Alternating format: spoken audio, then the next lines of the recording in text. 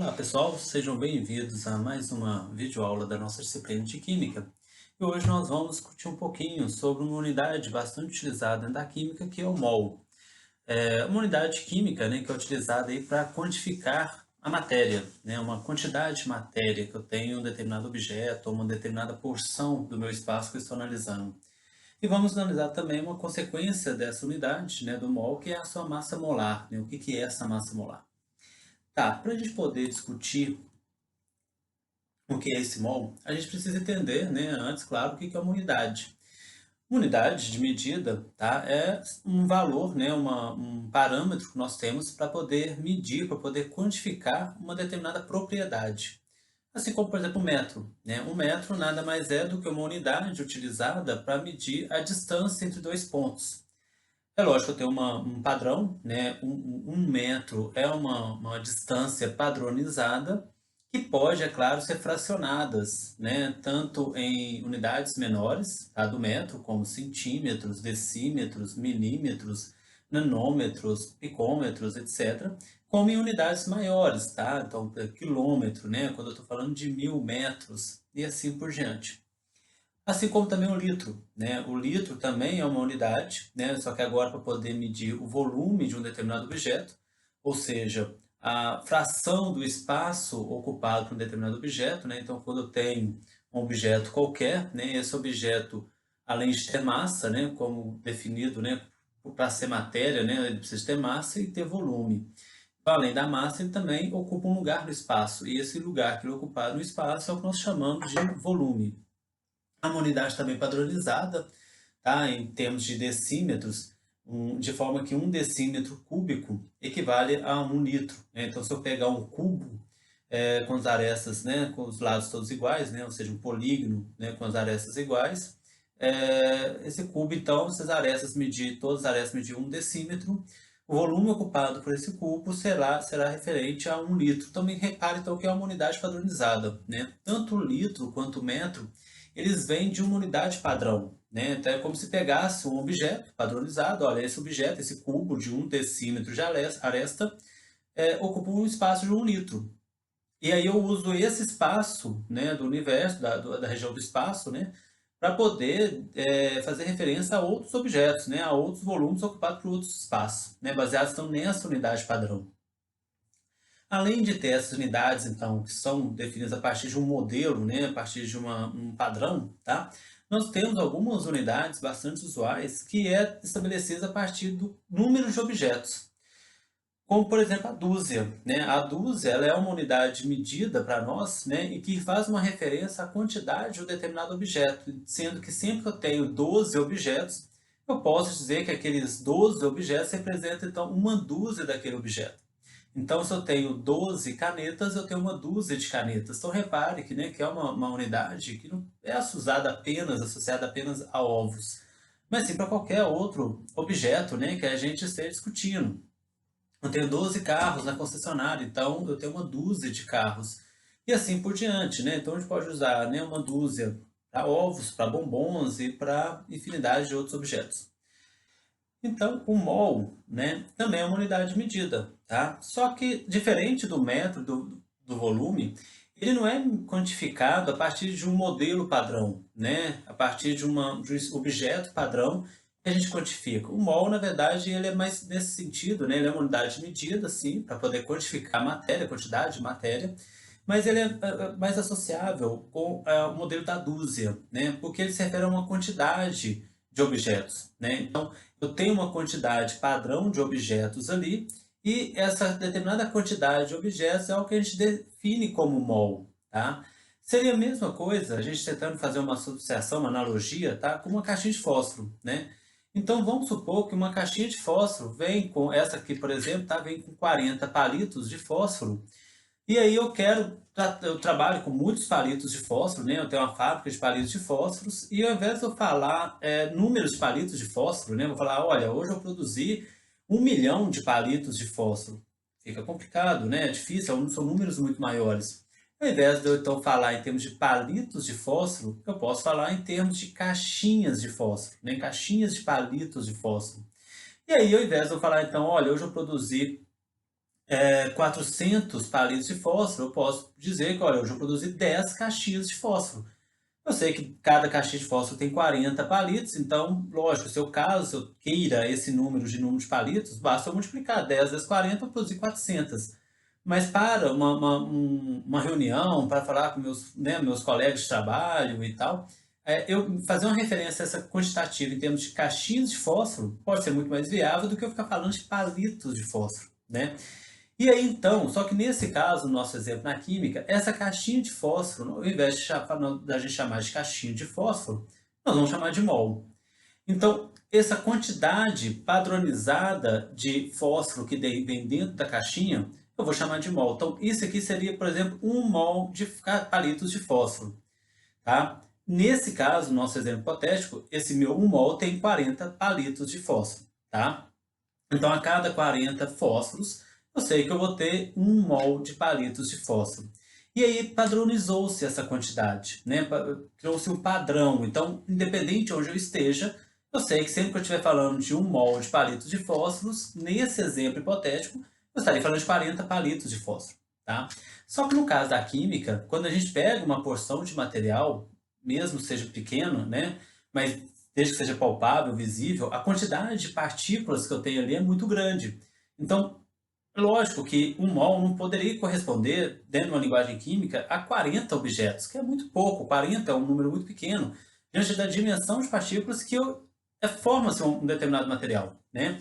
E aí, para a gente poder definir o mol, tá? Uma das formas de se definir mol é baseado nessa relação entre massa de quantidade de carbonos, né? De átomos de carbono 12, do isótopo carbono 12, dividido pela sua massa atômica, né? Pela massa de cada um desses átomos. Ou seja, vamos supor que eu não soubesse quantos palitinhos que tem aqui dentro, tá?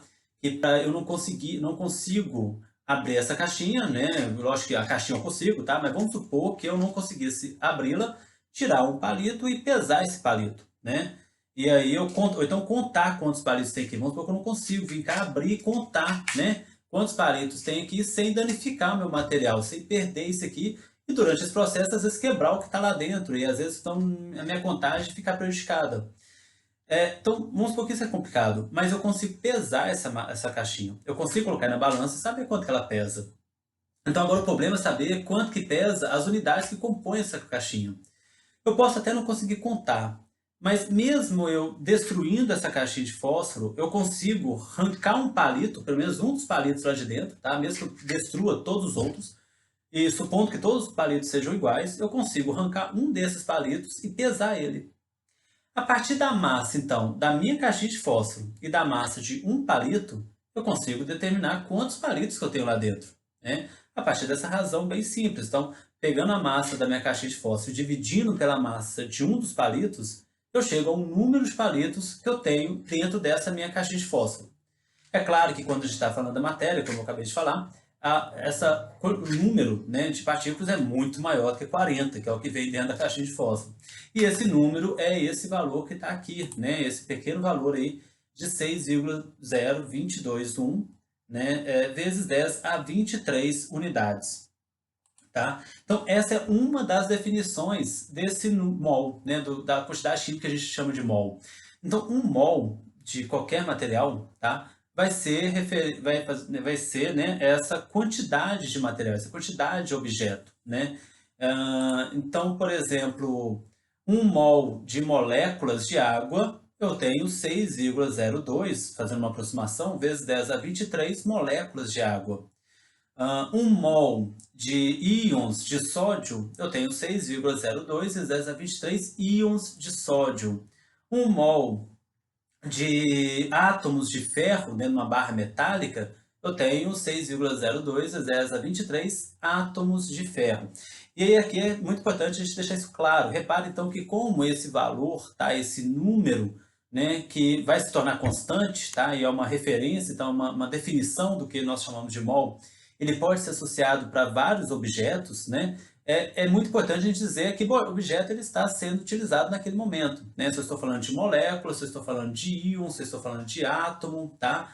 Se eu estou falando de palito de fósforo, de carro, eu posso usar esse valor para outros objetos que não sejam, quimicamente falando, né, partículas, moléculas? Pode, não tem problema nenhum, é uma constante, né?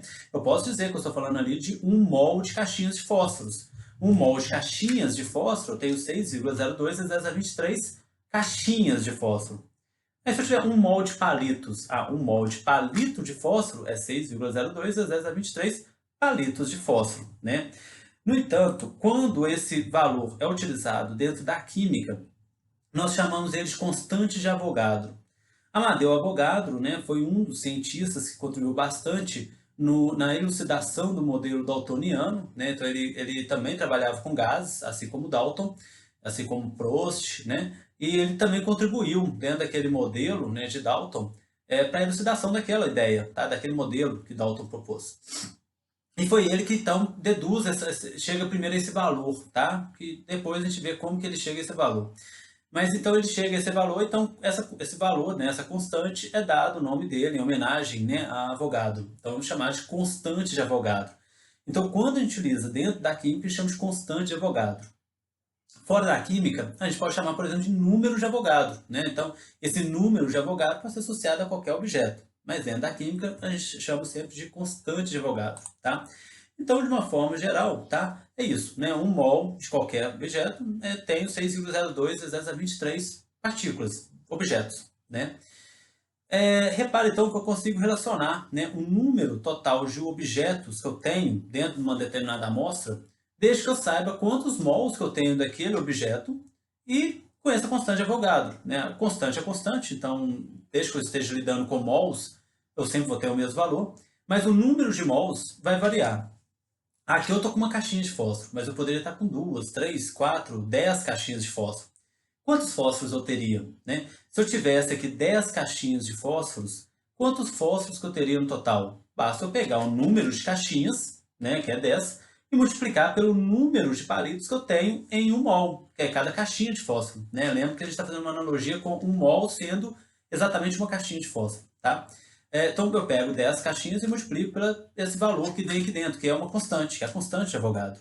E aí eu vou saber o número total de palitos que nós temos, que eu tenho naquele momento, tá? Mas esse número de mols precisa sempre ser um valor constante, inteiro, né? Um valor inteiro. Constante não, sempre precisa um valor inteiro? Claro que não. Mols, ele pode ser fracionado, às vezes eu posso ter apenas uma parte daquela quantidade, daquela constante, né? Uma caixinha seria então 1 mol, ela cheia é 1 mol, né? Mas vamos supor que eu não tenho uma caixinha inteira, eu tenho meia caixinha. Então eu não vou ter 1 mol, eu vou ter meio mol, eu tenho apenas a metade daquela constante. Então, meio mol de palitos de fósforo, eu vou ter 3,011 vezes 10 a 23 palitos de fósforo, né? Então, e assim como tem o meio, eu posso ter 0,2, 0,6, 0,8, 1,5 e etc, tá? Então é claro que esse não pode ser fracionado, né? Uma vez que a gente está falando aí, né, lógico, de uma quantidade de partículas relativamente alta, né, elevada a 23, né, a 23 potência. Então, ou seja, é uma quantidade de partículas considerável, tá? Então, por exemplo, se eu for falar esse número de mols, por exemplo, se eu tenho ali 1 mol de moléculas de H2, moléculas do gás hidrogênio, eu tenho 6,02 vezes 10 a 23 moléculas de hidrogênio. Se eu tenho 1 mol de gás hidrogênio, repare que para cada uma molécula de hidrogênio, de gás hidrogênio, eu tenho 2 átomos de hidrogênio, né? Então, cada moléculazinha é formada por 2 átomos de hidrogênio que estão interagindo um com o outro para formar uma molécula. Então, é claro que se eu tenho 6,02 vezes 10 a 23 moléculas de gás hidrogênio, eu vou ter o dobro da quantidade de átomos de hidrogênio. 6,02 vezes 10 a 23, que é 1 mol, então 1 mol de gás hidrogênio vão me gerar 2 mols de átomos de hidrogênio, né? Então, a gente precisa também ter muito claro isso, né? O que eu estou quantificando, né? Esse 1 mol é 1 mol de quê? É 1 mol de uma molécula? É 1 mol de um átomo, de um íon? Eu posso fazer uma relação entre mols de uma molécula e mols do átomo que compõe essa molécula? Posso, né? Se eu sei quantos mols que eu tenho, porque às vezes é difícil eu determinar o número de mols de átomos que eu tenho ali dentro, né, de uma amostra.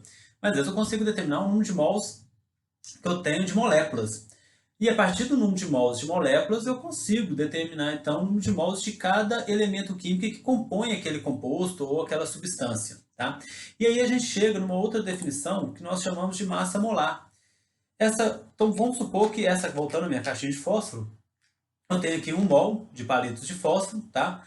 Essa massa que corresponde à massa dessa minha caixinha de fósforo, que corresponde a exatamente 1 mol de palitos, é o que nós podemos chamar de massa molar, né? Como o próprio nome já fala, a massa de 1 mol de palitos de fósforo, por exemplo. E isso vai ser utilizado, lógico, para qualquer tipo de composto, tá? Ou substância. Então, a massa molar de qualquer substância, composto, átomo, íon, né? É a massa correspondente a 1 mol daquela espécie química, tá? 1 mol daquele átomo, 1 mol ou daquele íon, ou daquela molécula, tá? E assim por diante. A gente consegue relacionar, então, repare, a massa de um determinado objeto com a sua massa molar, né? Se eu quero saber, vamos supor, a massa de 10 caixinhas de fósforo, né? Quanto que vão me pesar 10 caixinhas de fósforo? Olha, 10 caixinhas de fósforo eu vou ter que calcular. Mas eu sei que cada caixinha de fósforo pesa exatamente a sua massa molar, né? A massa molar daquela caixinha de fósforo, eu sei quanto que é, porque isso é padronizado, né? Se 1 mol é padronizado, a sua massa molar também é padronizada, né? Se 1 mol de palito de fósforo é sempre a mesma quantidade de palitos, então a massa daquela quantidade de palito também vai ser sempre a mesma, não vai alterar essa massa. Então a massa molar também será uma constante para aquele determinado amostra, para aquele determinado elemento, para aquele determinado composto químico, né? Então, se eu não sei quanto pesa 10 caixinhas de palito de fósforo, mas eu sei quanto pesa cada uma. Então, se eu sei quanto pesa cada caixinha, basta eu pegar 10 e multiplicar pela massa de uma caixinha. E aí eu sei, então, a massa das 10 caixinhas de fósforo. E vai ser isso para qualquer material. Então, se eu sei, por exemplo, quanto pesa 1 mol desse material que forma esse meu objeto aqui, se eu vou lá, para eu determinar então a massa desse objeto, vamos supor que eu não tenho essa balança, né, para poder pesar ele, e quantificar a sua massa, mas sei quantos mols que formam essa caixinha, basta eu pegar o número de mols então dessas partículas que formam esse meu objeto e multiplicar pela sua massa molar. E eu sei então quanto vai pesar esse objeto. Assim como posso também determinar então a massa molar de um determinado objeto a partir relacionando aí a massa da minha amostra com o número de mols que eu tenho lá dentro, né? Então, olha, eu não sei, eu quero saber, né, quanto que é a massa molar dessa caixinha de fósforo, tá? Eu não sei quanto que é. Porque vamos supor que, aqui eu estou falando de caixinha de fósforo, mas vamos supor que ao invés de caixinha de fósforo, viesse um packzinho com várias caixinhas de fósforo, todo embrulhadinho, e eu não conseguisse separar aquilo para poder pesar uma por uma, né? Eu só consegui pesar tudo, as 10 caixinhas de fósforo junto, que é aqueles fardozinhos que vêm normalmente as caixinhas, né? Basta eu pegar aquele fardozinho, então, para eu saber, né, quanto que pesa cada caixinha de fósforo, basta eu pegar a massa, então, de todas aquelas caixinhas, né, aquelas 10 caixinhas de fósforo, por exemplo, que são presas uma a outra, e dividir pelo número de caixinhas que eu tenho. Então, se eu tenho 10 caixinhas lá dentro, né, dentro daquela embalagem, eu sei quanto que pesa toda a embalagem, então basta eu pegar aquela massa, divido pelo número de caixinhas, e eu sei, então, quanto que vai pesar cada caixinha. E o peso de cada caixinha é a nossa massa molar. Então, repare que dá para a gente encontrar também a massa molar a partir da massa da nossa amostra e o número de mols que tem dentro desse meu material. Então, se eu tenho a massa do meu material, da minha amostra, e sei o número de mols que eu tenho dentro desse mesmo porção de material, eu consigo definir a massa molar, então, daquele meu material, tá? Outra relação que nós podemos fazer é definir a massa molar também, baseado na massa de cada átomo, ou de cada espécie química que eu estou quantificando, que eu quero determinar a massa molar, multiplicando pela constante de Avogadro. Como assim? Olha, vamos supor que eu consigo quantificar a massa de um palito, tá? Mas eu não sei quanto que é a massa molar da caixinha de fósforo, mas eu sei quanto que é a massa de um palito. Olha, a massa do palito é M, né? Ou 1 grama. Vamos falar 1 grama. A massa de um palito é 1 grama. E eu sei que 1 mol, quando eu estou falando de 1 mol, eu estou falando de 6,02 vezes 10 a 23 palitos de fósforo. Então, se eu pegar a massa desse 1 palito e multiplicar pela essa constante de Avogadro, eu consigo definir, então, a massa de 1 mol de palito. E definir, assim, então, a massa molar do meu palito de fósforo. Tá? Para a gente poder encontrar, então, a massa molar de qualquer substância ou composto, basta eu somar as massas molares dos elementos químicos, dos átomos que compõem aquele composto, né? Então, por exemplo, eu poder determinar aqui a massa molar do gás hidrogênio, basta eu multiplicar, né, a massa molar do átomo de hidrogênio vezes 2. Né? E aí, então, eu consigo quantificar então, a massa molar do gás hidrogênio. Por que isso? Né? Por que fazer essa referência com a massa molar do átomo? Porque isso está na tabela periódica. Né? Então, isso já é padronizado, já é tabelado. Né? Então, eu já tenho conhecimento nós já temos conhecimento das massas molares de todos os elementos químicos que estão na tabela periódica. Tá? E aí, chamando atenção, aquele então, valor que está na tabela periódica são massas molares. Quando eu falo que o carbono tem massa 12, é que eu estou falando que 1 mol de átomos de carbono tem uma massa de 12 gramas. Quando eu falo que a massa do hidrogênio é de 1,008 gramas, eu estou falando que, na verdade, 1 mol de átomos de hidrogênio tem a massa de 1,008 gramas. Tá? Um outro exemplo aqui, que é agora um composto, né, que eu tenho mais elementos químicos. Então, repare que basta a gente então, somar, né, as massas molares de todos os elementos químicos, todos os átomos que compõem esse meu composto. No caso aqui eu tenho 2 átomos de alumínio, então 2 vezes a massa molar do átomo de alumínio. Esse 3 está fora do parênteses, multiplica o que está dentro, né? Então eu tenho 3 átomos de enxofre, 3 vezes a massa molar do enxofre, 3 vezes 4, 12 vezes a massa molar do oxigênio. E a gente consegue, então, encontrar aí a massa molar do sulfato de alumínio. Tá? Ou seja, aquele ali é a massa de 1 mol de sulfato de alumínio. Ah, mas é a massa molar da molécula? Não, porque ele não é uma molécula, tá? É um composto iônico, né? É um sal, é um cristal iônico, se é na forma sólida, né? Claro. Mas a massa, então, de 1 mol daqueles átomos, né, naquela proporção química que está ali naquela fórmula química, me dá a massa molar daquele composto. Tá? E aí é muito por isso que é importante a gente também saber, né, a fórmula química dos compostos, né, ou das substâncias. Eu preciso saber o que forma ele, qual que é a proporção de cada elemento químico dentro daquela fórmula, seja uma fórmula molecular ou seja uma fórmula química, no caso um composto iônico, né? Para que a gente possa, por exemplo, encontrar as massas molares daquele meu composto ou substância.